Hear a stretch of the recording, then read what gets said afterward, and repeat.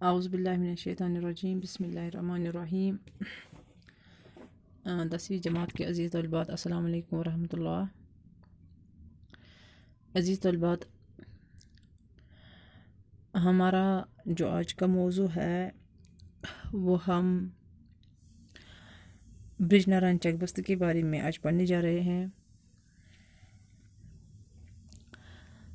سب سے پہلے انہوں نے جو نظم یہاں پہ لکھی ہے،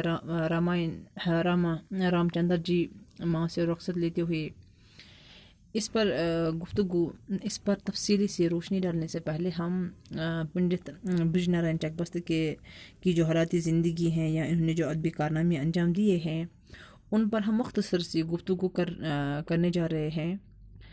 یہ جو پنڈت برج نارائن چک بست ہیں، یہ انہوں نے 1882 سے لے کے 1926 تک اپنی جو زندگی ہے، اپنی زندگی کا جو کارنامہ ہے وہ انہوں نے اس دور میں انجام دیا ہے۔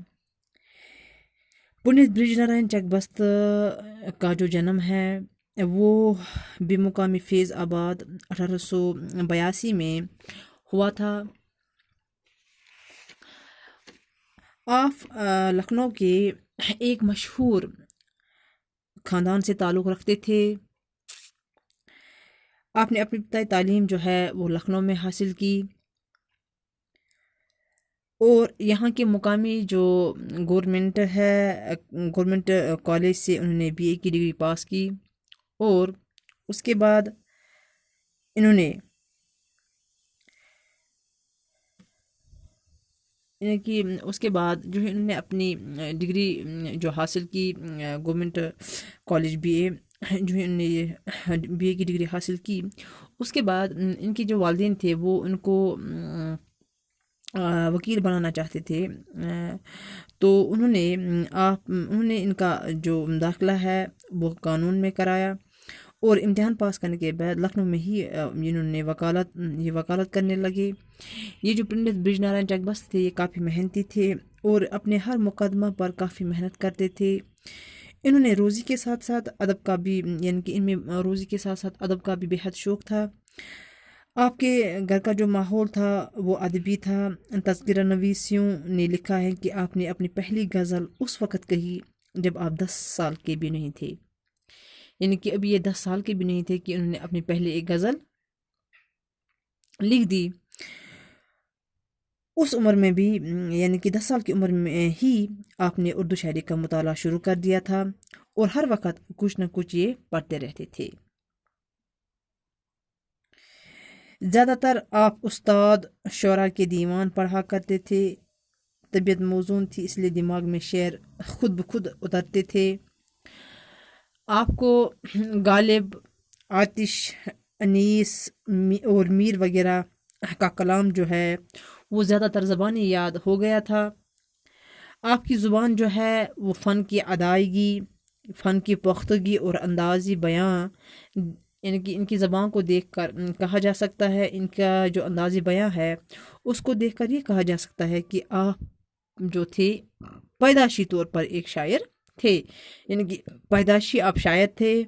1926 میں ایک مقدمہ کے سلسلے میں آپ بریلی تشریف لے گئے، اور وہاں پر آپ فالج کا شکار ہو گئے اور آپ وہیں پہ انتقال کر گئے۔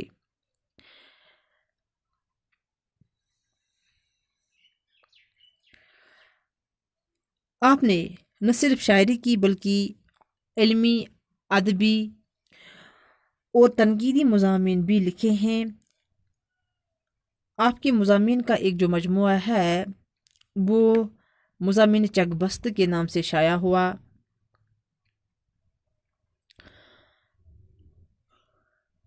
آپ نے اپنی شاعری میں نئے خیالات پیش کیے، مگر ہر وقت فن کا اور روزمرہ زبان کا خاص خیال رکھا، جس کی وجہ سے آپ عوام میں ہر دل عزیز اور مقبول ہو گئے۔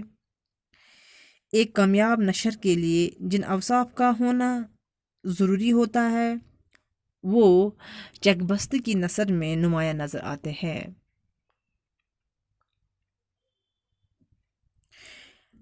پنڈت برج نارائن چکبست کے متعلق آل امر سرور نے لکھا ہے کہ وہ لکھنؤ کی تہذیب و تمدن، معاشرت اور اخلاق کے دل دادا تھے،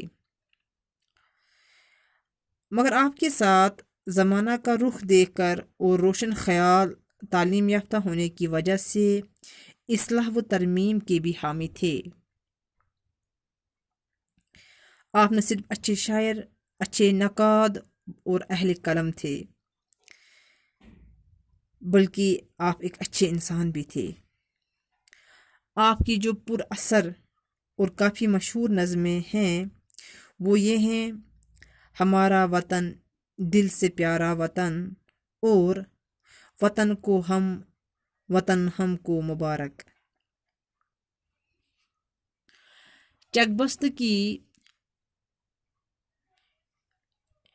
چکبست کی شاعری کی ایک جو کتاب ہے